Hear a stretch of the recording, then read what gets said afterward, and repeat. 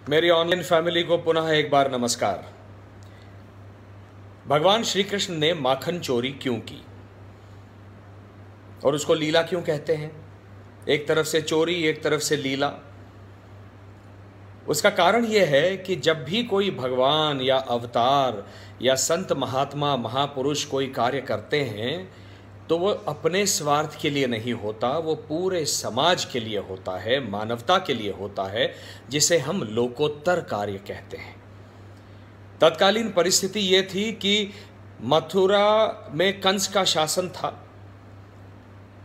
और नंदगांव, बरसाना, गोकुल, वृंदावन में जितने अहीर या यादव थे वो पशुपालन कहते थे, दुग्ध का व्यवसाय करते थे, गौपालन करते थे, दूध, दही, छाछ, मक्खन, घी सब बनाते थे।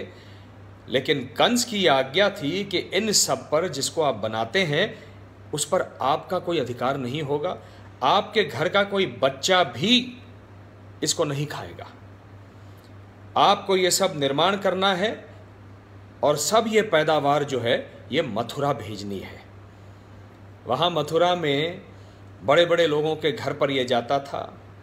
दूध, दही, मक्खन। कंस की दोनों रानियां अस्ति और प्राप्ति मक्खन से अपना लेप करती थीं, दूध में नहाती थीं सुंदर दिखने के लिए। लेकिन जो अहीर या यादव गोपालन करते थे और दूध, दही, मक्खन को निर्माण करते थे, बनाते थे, उनके बच्चों का उस पर कोई अधिकार नहीं था। उस अधिकार को जताने के लिए माखन चोरी की ये लीला हुई। और देखिए लीला भी कैसे हुई। उसमें 4 मंडल बने। सबसे नीचे का मंडल जो है वो बना जो धष्ट पुष्ट लोग हैं, बच्चे, उनसे बना, क्योंकि माखन की मटकी ऊपर थी।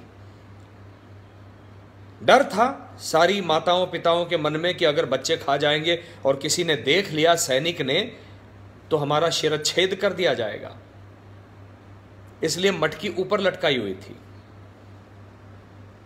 तो कृष्ण जी ने क्या किया, उनके मित्र परिवार में जितने धष्ट पुष्ट लोग थे, बच्चे थे, उनका पहला मंडल बनाया। और धष्ट पुष्ट कौन होता है? जिसमें बहुत ताकत होती है। वो कौन होता है? जो मजदूर होते हैं, जो समाज का वो तबका होता है जो शारीरिक परिश्रम करता है।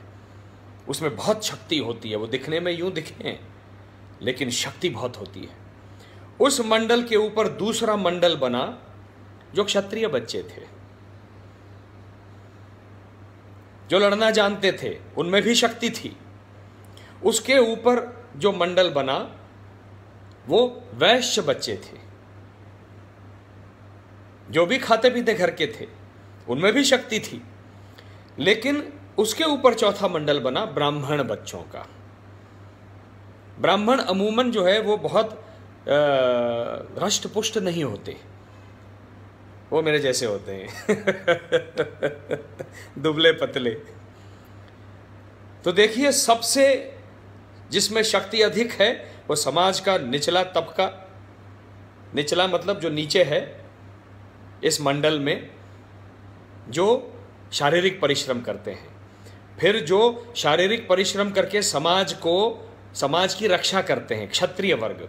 उसके ऊपर वैश्य वर्ग, जो व्यवसाय करते हैं, पैसा कमाते हैं और उनके व्यवसाय के कारण हम हर चीज को पाते हैं। उसके ऊपर ब्राह्मण, जो शरीर से कृश है।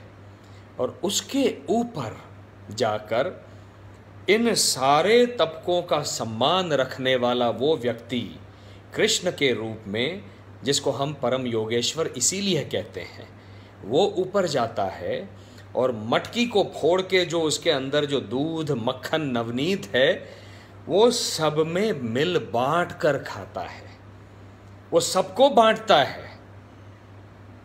और ये लीला इसीलिए कहलाई जाती है क्योंकि जो मैं समझता हूं, समाज में जो क्रीम होता है, जो मक्खन होता है, पैसा है, संपदा है, संपत्ति है, शौहरत है, इज्जत है, सम्मान है, ये सारा जो है ये समाज कुछ लोगों को देता है तो उस व्यक्ति का कर्तव्य बनता है कि वो जिस समाज से आया है, उस समाज के 4 वर्ण हैं, उन चारों वर्णों में वो हर चीज़ को मिल बांट कर रहे, वो भले ही प्यार मोहब्बत हो या संपत्ति हो, क्योंकि समाज के हर वर्ग का उस पर अधिकार है।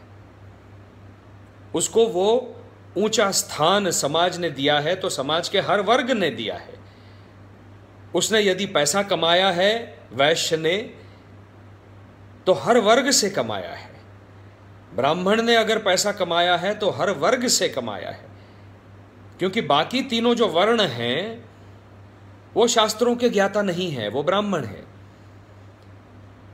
बाकी तीनों वर्ण हैं क्षत्रियों को छोड़ के, वो तलवार हाथ में पकड़कर, बंदूक पकड़कर समाज की रक्षा नहीं कर सकते, वो क्षत्रिय का दायित्व है।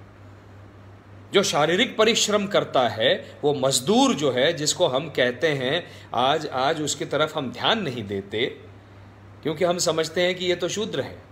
जी नहीं, शूद्र ये शब्द शास्त्रों में किसी को हीन भावना से पुकारने के लिए नहीं था। शास्त्र कहता है जन्मना जायते शूद्राः संस्कारा द्विज उच्यते। जन्म से हम में से प्रत्येक व्यक्ति शूद्र होता है।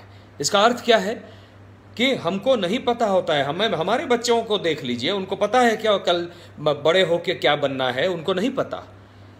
संस्कारा द्विज उच्यते। जब हम उनको संस्कार देते हैं, शिक्षा देते हैं, सांस्कृतिक मूल्य देते हैं, तब जाके उनका द्विज पुनर्जन्म होता है।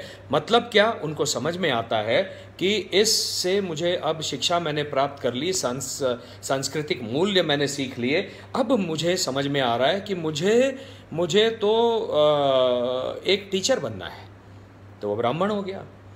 नहीं, मुझे तो आर्मी में जाना है, तो वो क्षत्रिय बन गया। मुझे व्यवसाय करना है, वो वैश्य बन गया। या कोई कहता है कि मुझे पूर्ण समर्पण से, सेवा भाव से, जो आप कहो, मुझे आपकी सेवा करनी है, मुझे वो शारीरिक परिश्रम करना है, वो शूद्र हो गया। ये हीन भावना नहीं है। हमको इन सब, हम जिनको आज दलित कहते हैं या शूद्र कहते हैं, उनका सबसे बड़ा सम्मान करना चाहिए। और ये लीला, माखन चोरी की लीला से, ये मुद्दा भगवान श्री कृष्ण ने आपके समक्ष रखा है, जिसके लिए मैं उसको लीला मानता हूं। आज लॉकडाउन की परिस्थिति है, कोई बाहर नहीं जा पा रहा है। हम सबके पास पहले से अर्जित धन है, घर में अपने अपने किचन में पैसा है, लेकिन वो शारीरिक परिश्रम करने वाले पारिश्रमिक अपना नहीं कमा पा रहे हैं। जो कोई जाकर बाहर काम नहीं कर पा रहा है, अपना रोजगार पारिश्रमिक पाना, परिश्रम करके पाना, आत्मसम्मान से पाना। परिश्रम करना आत्मसम्मान है। ये हर नागरिक का, हर मनुष्य का मूलभूत अधिकार है। लेकिन आज की परिस्थिति में वो नहीं पा रहे हैं, क्योंकि रोजगार देने के लिए कोई नहीं है। इसलिए आज हमारे बाकी तीनों वर्गों का ये मूलभूत कर्तव्य बनता है। हम देखिए, संविधान की जब बात करते हैं तो केवल मूलभूत अधिकारों की बात करते हैं, हम अपने मूलभूत कर्तव्यों की बात क्यों नहीं करते? आज ब्राह्मण, क्षत्रिय, वैश्य समाज का मूलभूत कर्तव्य है कि इन दहाड़ी मजदूरों को, जो पारिश्रमिक नहीं पा रहे हैं, अपने अगल बगल में कई सारे हैं, मैंने देख लिए, हमारी सोसाइटी में देख लिए, उनको खाना खिलाना, उनको कपड़े देना,